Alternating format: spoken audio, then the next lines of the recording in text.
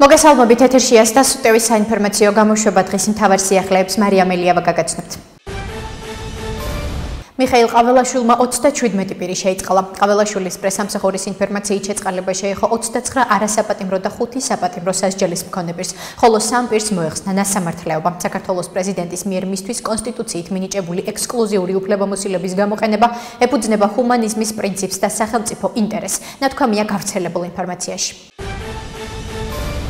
სალომე ზურაბიშვილი პოლიტიკური პატიმრების დაუყოვნებლივ გათავისუფლებას ითხოვს. ზურაბიშვილი Facebook-ზე წერს, რომ სოფლიო რადიკალურად შეიცვალა და ჩვენი რეგიონი კუნძული არ არის. მშვიდობის ნაბიჯი კი ახლა პოლიტიკური პატიმრების დაუყოვნებლივ გათავისუფლება. ვინც როგორ არ უნდა აფასებდეს დღევანდელ მოვლენებს, ერთი ფაქტია. სოფლიო რადიკალურად შეიცვალა უკვე და ჩვენი რეგიონი კუნძული არაა. მშვიდობის ნაბიჯი ახლა მხოლოდ ერთია. პოლიტიკური პატიმრების დაუყოვნებლივ გათავისუფლება. წერს სალომე ზურაბიშვილი. საქართველოში ახალგაზრდები უკეთეს მომავალს იმსახურებენ. ამის შესახებ საქართველოში ევროკავშირის ელჩმა პაվել ჰერჩინსკიმ ჟურნალისტებს განუცხადა, მე მათე დევიძის და სხვა მრავალი დაკავებული აქტივისტისა და პოლიტიკოსის შესახებ უკვე ვისაუბრე. ეს ნამდვილად გულდასაწყვეტია. საქართველოში ახალგაზრდები უკეთეს მომავალს იმსახურებენ. განსაკუთრებით ისინი, რომლებიც ერთგული მოქალაქეები არიან და ძალიან ვწუხვა, რომ საუკეთესო ახალგაზრდა და ჭკვიანი ადამიანების სწავლის, მუშაობისა და ქვეყნის განვითარებაში წვლილი შეტანის ნაცვლად ცხოვრების საუკეთესო დროს ციხეში ეტარებენ. ეს ნამდვილად გულდასაწყვეტია. განაცხადა პაվել ჰერჩინსკიმ. ჰერჩინსკი არის ტრაგიკული პიროვნება, მას არ აძლევენ ელჩად მუშაობის საშუალებას. ამის შესახებ საქართველოს პრემიერ-მინისტრმა ირაკლი კობახიძემ ჟურნალისტებს განუცხადა, რითაც ხალხის ძალის განცხადებას გამოეხმაურა საქართველოში ევროკავშირის ელჩ პაվել ჰერჩინსკისთან დაკავშირებით. პრემიერის თქმით, საქართველოს მთავრობა ჰერჩინსკისთანაც რჩება ცალმხრივი მეგობრობის რეჟიმში და ეს რეჟიმი გაგრძელდება. ის არის ტრაგიკული პიროვნება. ამ ადამიანს არ აძლევენ საშუალებას, რომ იმუშაოს ელჩად. ჩვენ ბატონ ჰერჩინსკისთანაც ვრჩებით ცალმხრივი მეგობრობის რეჟიმში და ეს გაგრძელდება. განაცხადა პრემიერმა. ცნობისთვის ხალხის ძალა საქართველოში ევროკავშირის ელჩ პაվել ჰერჩინსკის ინტერვიუს გამოეხმაურა გაზეთ ბათუმელებთან და განცხადება გაავრცელა. ხალხის ძალის განცხადებით პაվել ჰერჩინსკი საქართველოში მოქმედი უცხოეთიდან მართული და დაფინანსებული ოპოზიციის ნაწილია, რომელსაც დიპლომატობის არაფერი სწყია და საკუთარი ქმედებებითა და განცხადებებით დანიშნვის დღიდან გაცდა ელჩის კომპეტენციას და უფლებამოსილებას. ჩვენ დღეს საქართველოს საკითხსაც განვიხილავთ. ქვეყანაში სიტუაცია უარესდება. კვლავ დავდებ მაგიდაზე სანქციებს იმ ადამიანებთან დაკავშირებით, რომლებიც საქართველოში ძალადობენ და ადამიანის უფლებებს არ უღებენ. ამის შესახებ ევროკავშირის უმაღლესმა წარმომადგენელმა საგარეო საქმეთა და უსაფრთხოების საკითხებში კაია კალასმა ბრიუსელში ევროკავშირის საგარეო საქმეთა მინისტრების შეხვედრამდე ჟურნალისტებს განუცხადა. ჩვენ ასევე განვიხილავთ კიდევ რა შეგვიძლია გავაკეთოთ, რადგან საქართველოს სწორგზაზე არ დგას. აღნიშნა კაია კალასმა.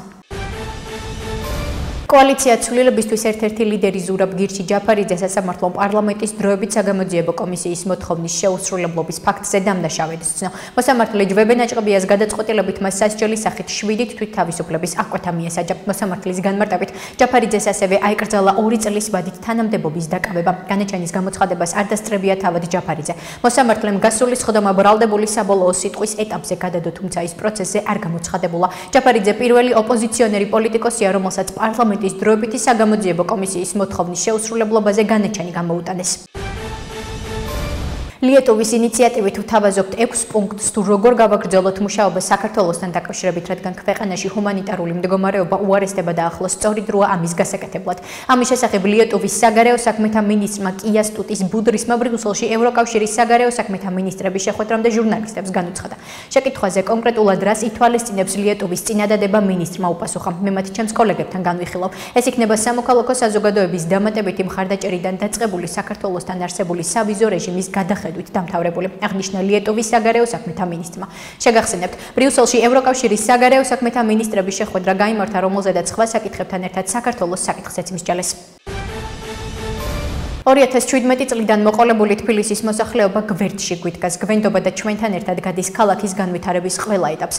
ამის შესახებ დედაქალაქის მერმა კახა კალაძემ ინფრასტრუქტურის პოლიტიკის მიმართულებით ბოლო წლებში განხორციელებული პროექტების პრეზენტაციაზე სიტყვით გამოსვლისას ისაუბრა. კახა კალაძემ პირველ რიგში მადლობა გადაუხადა მმართველ პარტიასა და პრემიერ-მინისტრს ამ თუ იმ მნიშვნელოვანი პროექტის განხორციელების დროს მხარდაჭერისა და თანადგომისთვის. ჩემთვის დიდი პატივია კვლავ წარვსდგე ანგარიშით თქვენს წინაშე და კიდევ ერთხელ ჩავაბარო ანგარიში დედაქალაქის მოსახლეობას. თუ რისი გაკეთება შეუძლიათ ბოლო 4 წლის განმავლობაში ინფრასტრუქტურის მიმართულებით, განაცხადა კალაძემ.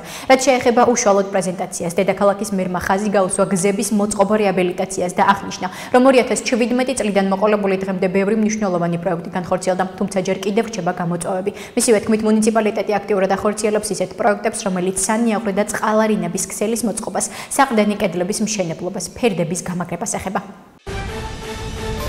უკრაინაში ქართველი მებრძოლი ვანო ნადიაძე გარდაიცვალა. ინფორმაციას მისი თანამებრძოლები და მეგობრები სოციალურ ქსელში ავრცელებენ. არსებული ინფორმაციით გარდაცვალების მიზეზი გულის შეტევა გახდა. გარემოს ეროვნული სააგენტოს ცნობით 24 ივნისს საქართველოს ზოგიერთ რაიონში მოსალოდნელია ხანმოკლე წვიმა ელჭექით, ხოლო 25-26 ივნისს უმეტესად უნალექო ამინდი.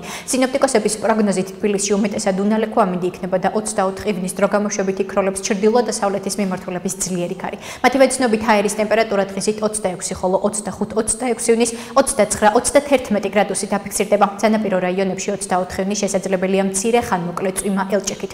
ჰაერის ტემპერატურა დღისით 24-26 გრადუსით აფიქსირდება. 25-26 ივნისს მოსალოდნელია უნალექო ამინდი. ჰაერის ტემპერატურა 27-29 გრადუსამდე მოიმატებს. დასავლეთ საქართველოს დაბლობ რაიონებში 24 ივნისს მცირე ხანმოკლე წვიმა ელჭექით, ხოლო 25-26 ივნისს უმეტესად უნალექო ამინდია მოსალოდნელი.